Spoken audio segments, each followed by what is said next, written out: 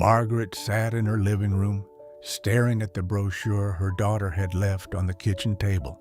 On the front, it said, Sunny Pines Nursing Facility, and underneath, in small print, where your loved ones are always cared for.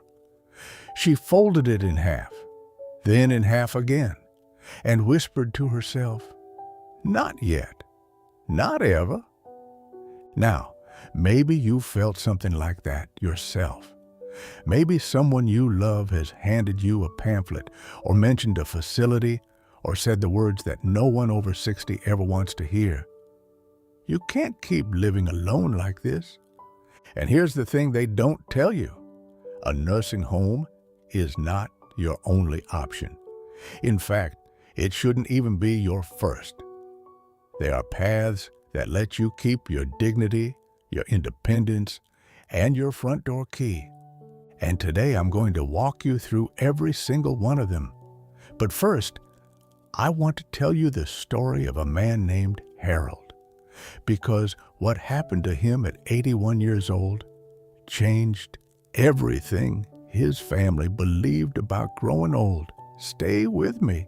You're going to want to hear how this ends.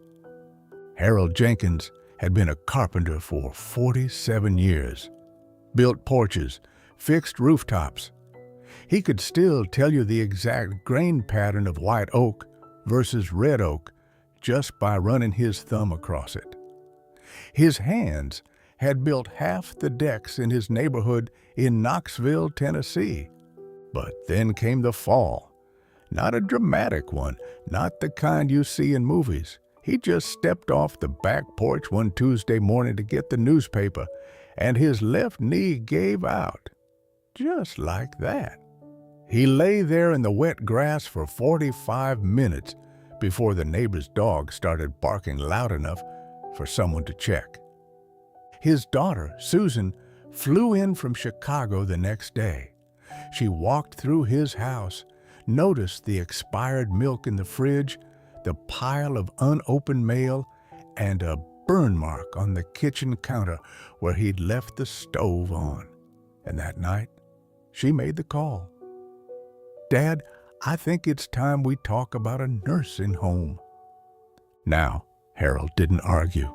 He didn't shout. He just sat in his recliner, looked at the ceiling fan going round and said, Susie, if I go into one of those places, I won't come back out. And I don't mean that in any dramatic way. I just mean I'll stop being me. That sentence hit Susan like a freight train because she knew her daddy. She knew that the moment you took Harold away from his tools, his porch, his morning coffee on the front step, you weren't saving him. You were erasing him. So Susan did something that most families don't think to do. Instead of choosing between doing nothing and putting her father in a facility, she started looking for a third option. And what she found didn't just save Harold's independence, it might have saved his life. But I'll get to that part later. Let's talk about the first alternative. And this is the one that most people overlook because they think it's either too expensive or too complicated. It's called in-home care. And no, I don't mean your granddaughter stopping by on Sundays. I mean a real structured professional support system that comes to you. In-home care means a trained caregiver comes to your house for anywhere from a few hours a day to round-the-clock support. They help with things like cooking, bathing, medication reminders, even just sitting with you and making sure you're not alone. And here's the part that surprises most folks. In many states, Medicaid will cover a significant portion of this. Now, I want you to hear this clearly. The average cost of a nursing home in the United States is over $8,000 a month for a semi-private room. $8,000 for a room you share with a stranger. Meanwhile, in-home care for 20 hours a week can run you around $2,000 to $3,000. You're in your home, your bed, your kitchen. And let me tell you about Ruth. She's 89, lives in a little blue house in Savannah, Georgia. Her kids wanted to move her into assisted living after she had a stroke. But Ruth said no. She got a home aide 3 days a week. Someone who helps her shower, makes sure she eats right, drives her to church on Sunday. Ruth told me something I'll never forget. She said, "Honey, when I wake up and smell my own coffee brewing in my own kitchen, I know I'm still alive. They can't give me that in a facility. The day I leave this house is the day I stop fighting." That's not stubbornness, folks. That's wisdom. Now, if you're wondering how to actually set this up, don't worry. I'm going to share some practical steps at the end of this video that could change everything, including a resource that most people over 60 don't even know exists. So, stick with me. All right, here's the second option, and I have to be honest with you. This is the one that surprised me the most when I first learned about it. It's called home sharing. Think of it like having a roommate, but not the college kind. The kind where a younger person moves into your spare bedroom, and in exchange for reduced rent, they help you around the house. There are actual programs across the country that match seniors with vetted, background-checked younger adults. Organizations like Silvernest, Nesterly, and local area agencies on aging are doing this right now. The younger person gets affordable housing. You get companionship and a helping hand. It's a win-win that nobody talks about. Let me tell you about Frank and Maria. Frank is 78, a retired postal worker from Portland, Oregon. Maria is 26, a graduate student. Frank had 2 empty bedrooms after his wife passed. Maria couldn't afford rent near campus. Through a local matching program, Maria moved in. She cooks dinner 3 nights a week, takes out the trash, and keeps Frank company during Jeopardy. Frank told his son, "I haven't laughed this much since your mother was alive." And Maria? She says Frank reminds her of her grandpa back in Mexico City. She calls him Tio Frank now. That's Uncle Frank. This isn't just housing, this is human connection. And for seniors living alone, that connection can literally add years to your life. Now, if the idea of living with a stranger makes you a little nervous, that's normal. That's why these programs do thorough screening, interviews, background checks, trial periods. You're not signing a lifetime contract. You're opening a door, and sometimes that door leads to the kind of friendship you never expected at this stage of life. Option number 3. This one is for you if you've got family nearby and a little bit of yard space. It's called an accessory dwelling unit, or as most people know it, a granny flat, a small self-contained home built on your child's property, or even in your own backyard. Your own front door, your own kitchen, your own life. But family is just 50 steps away. And here's the thing that's changed in the last few years. States like California, Texas, Florida, and many others have been loosening up their zoning laws to make building these units easier and cheaper.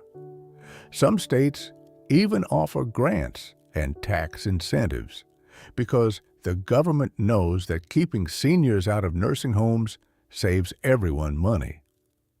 Let me share the story of George and his daughter Karen. George is 83, lives in his own little cottage behind Karen's house in Austin, Texas. He's got a small kitchen, a bedroom, a bathroom with grab bars, and a little patio where he grows tomatoes. Karen checks on him every morning with a cup of coffee. If something goes wrong, she's right there. George says he has the best of both worlds. He's got his privacy, his routine, his space. But he also knows that if he falls, if he gets sick, if he just needs to hear another voice, Karen is right there. And Karen, she sleeps better at night knowing her dad is safe without having to uproot his entire life. Now, building one of these can cost anywhere from $30,000 to over $100,000, depending on your state and what you want. But compare that to paying $8,000 to $10,000 a month for a nursing home, and the math starts making real sense. Some families are even using reverse mortgages or VA benefits to fund the build. I'll talk about that more toward the end. Now, remember Harold, the carpenter from Knoxville? I told you Susan started looking for a third option. Well, here's what she found. Through her local area agency on aging, she discovered a program called PACE, P-A-C-E. It stands for Program of All-Inclusive Care for the Elderly. And I need you to listen closely because this might be the most important thing I say in this entire video. PACE is a Medicare and Medicaid program that provides everything, and I mean everything. Doctor visits, prescriptions, physical therapy, home care aids, transportation to appointments, even meals, all coordinated by a single team that knows your name, knows your history, and actually cares about keeping you at home. And for many people, the cost is zero. Susan enrolled Harold in PACE. Within 2 weeks, he had a physical therapist coming to his house 3 times a week, a van picking him up for doctor appointments, a nutritionist helping him eat better. And you know what else? They set up a small woodworking station at the PACE Day Center, so Harold could still work with his hands. The first thing he built? A birdhouse. He painted it yellow, hung it on the oak tree in his front yard. And when Susan visited that weekend, Harold was sitting on the porch, coffee in hand, watching a robin build a nest inside it. He looked at her and said, "See, Susie, I told you I wasn't done yet." All right, let's keep going. Option 4 is something called the village model. And no, I'm not talking about a retirement village with a golf course. I'm talking about a network of neighbors helping neighbors. A grassroots community where seniors look out for each other, organized through a local nonprofit. Here's how it works. You pay a small annual membership fee, usually between $200 and $500. In return, you get access to a network of volunteers and vetted service providers. Need a ride to the doctor? Call the village. Need someone to fix a leaky faucet? Call the village. Need someone to just come sit and talk? Call the village. There are over 350 villages across the United States right now, and the number is growing every year. The village-to-village network connects them all. And the beauty of it is this: you're not a patient. You're not a resident. You're a member. You're part of something. And for a lot of seniors, that sense of belonging is the thing that keeps them going. Let me tell you about Dolores. She's 74, lost her husband 2 years ago. Her kids live in different states. She joined her local village in Asheville, North Carolina, and now she's got more friends than she's had since high school. She volunteers to drive other members to the grocery store, and in return, a handyman from the village fixed her broken porch railing for free. That's community, folks. That's how we were meant to grow old. Now, here's option 5, and I want you to hear this one carefully because a lot of families skip right over it. It's called an adult family home. Some states call them board and care homes. These are small private homes, usually with 4 to 8 residents, run by a licensed caregiver who lives there full time. This is nothing like a nursing home. There's no long hallway with fluorescent lights, no cafeteria trays, no intercom buzzing at 3 in the morning. It's a house with a kitchen that smells like dinner, with a living room where people actually sit together and talk, with a backyard where you can feel the sun on your face. My friend Betty lives in one of these in the suburbs of Seattle. She's 91, sharp as a tack. She told me, "The lady who runs this house makes the best meatloaf I've ever had, and I've been eating meatloaf since 1949. Betty has her own room, decorated with her own things. She has dinner with the same 5 people every night. She knows their stories. They know hers. The cost? Usually between $3,000 and $6,000 a month, depending on the level of care. That's often thousands less than a nursing home. And the quality of life? It's not even close, because when you're in a home with 5 people instead of a facility with 200, you're not a number. You're family. Now, I've given you 5 powerful alternatives today, but I want to step back for a moment and talk about something deeper, because this isn't really about money or logistics or programs. This is about dignity. It's about what it means to grow old in a country that sometimes forgets its elders built the roads they're driving on. I talk to a lot of people over 60, and you know what the number one fear is? It's not death. It's not even illness. It's losing their autonomy. It's being told where to sleep, when to eat, and what time the lights go off. It's being treated like a child after 80 years of being your own person. And that fear, it's valid, because you have earned the right to live on your terms. I believe that God didn't give us these years to spend them staring at a wall in a shared room. He gave them to us so we could still love, still laugh, still teach, still surprise ourselves. Every single morning you wake up is another chance to be exactly who you are. Don't let anyone put you in a box before your time. And here's something I want you to remember. Asking for help is not the same as giving up. Getting a caregiver, joining a village, moving into a granny flat, finding a housemate, none of that means you've lost. It means you're smart enough to build a bridge before the river rises. And that's strength, pure strength. So, let me finish Harold's story. 6 months after Susan enrolled him in the PACE program, Harold was stronger than he'd been in years. He was eating better, moving better, smiling more. He'd built 17 birdhouses and donated them to his church's fundraiser, raised over $400. And on Thanksgiving that year, Harold stood up at the dinner table, his whole family around him, and he said something that made everyone go quiet. He said, "I want to thank the Lord for one more year in my own home, for one more year of being Harold. And if He gives me another, I'm going to build a whole dang gazebo." Folks, that's what this is about. It's about one more year of being you. So here's what I want you to do right now. Number 1, call your local area agency on aging.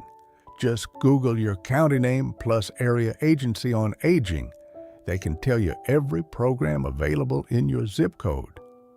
Number 2, ask about PACE. See if there's a PACE center near you. Number 3, look into the Village to Village Network at vtvnetwork.org. And number 4, and this might be the most important one, talk to your family, not about where you're going to end up, but about how you want to live. Tell them what matters to you. Tell them about your coffee on the porch, your garden, your Sunday mornings. Because when your family understands what home means to you, they'll move heaven and earth to help you keep it. If this video helped you, or if you know someone who needs to hear this, please share it with them. Hit that subscribe button so you don't miss what's coming next.